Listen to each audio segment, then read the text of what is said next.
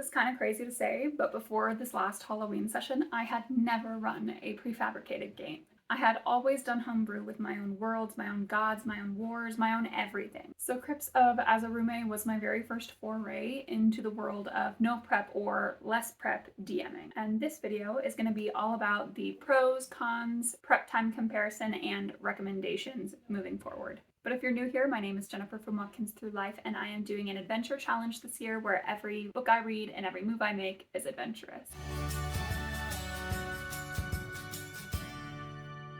The best part of having this prefabricated adventure ready to go for me was not having to create digital maps or search for them. That is the most time-consuming part for me as a dungeon master, is finding the combat maps or exploration maps every week. And while artificial intelligence such as DALL-E 2 has been really helpful for me recently in doing that, it was really nice to have these preset ready to go. I do wish that they had like a Roll20 bonus pack option to use with them, because I still had to go through the crypt map and add the walls so that when they're exploring, they don't see things that they shouldn't, and yada yada.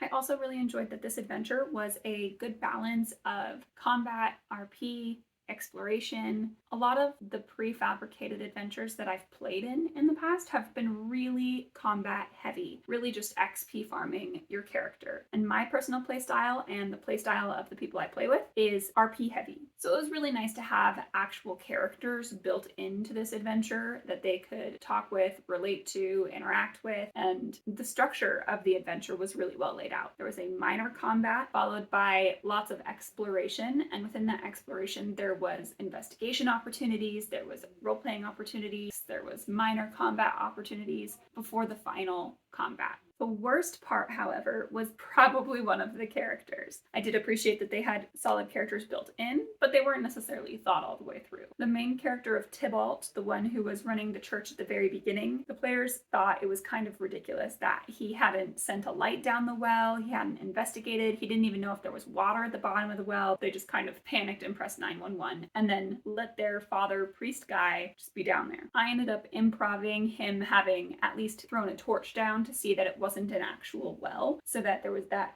base knowledge. And personally, I didn't think it was that big of a deal, but for the players, it undercut their confidence in the main adventure giver and kind of lessened their sense of urgency to go down the well. I also think the pacing was a little bit off. When you get down to the crypts, there aren't a lot of hints or things that you can interact with that lead you in the correct direction or point your path in a specific way. So I ended up adding spots of blood for investigation or moans from the injured on a perception check, things like that.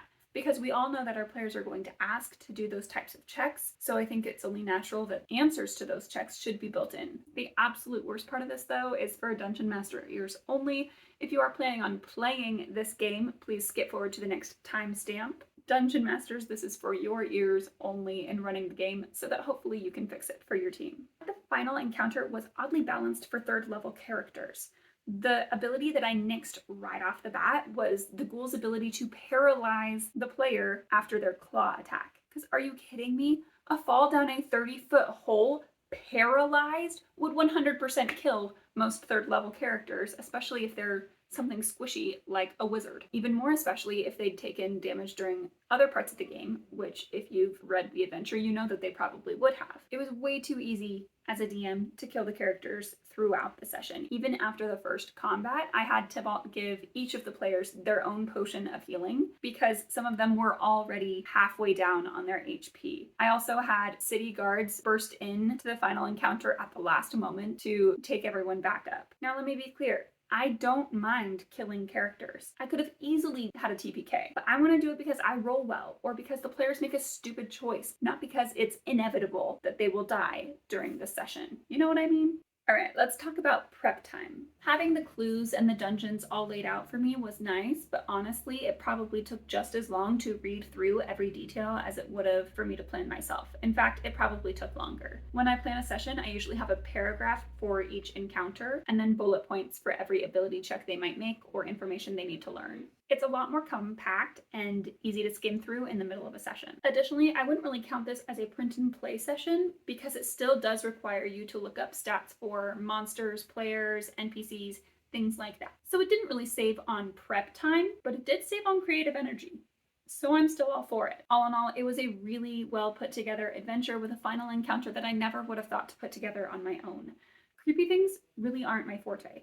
So having a prefabricated session developed and compiled ready to go for me was a lifesaver for this Halloween one shot. As a side note, this was actually the first in-person session we've been able to play with this specific group since COVID broke out. We've been playing online, so having everyone together in one room was absolutely magical. And while the adventure did come with digital maps, we ended up building both of the combat maps with physical terrain tiles because we don't get the chance to do that very often. In conclusion, I do think that I would run another prefab adventure in the future, but not because it saves time. I would do it because a certain terrain or theme isn't my specialty, or because the party needs a change of pace from the ongoing campaign. Doing something different just for the fun of it is like the very definition of adventure, and I think we can all agree that having an enjoyable, adventurous time is the whole point of D&D. If you've run this one shot before, please comment down below with how your party ended up getting through it, because I'm really curious to see if it was just unbalanced for my specific group and the characters that they created. The next couple videos coming out are going to be adventure life updates on some trips that my husband and I have planned, so keep an eye out for those ones, as well as the final update for the 2022 Adventure Book Challenge. Adios!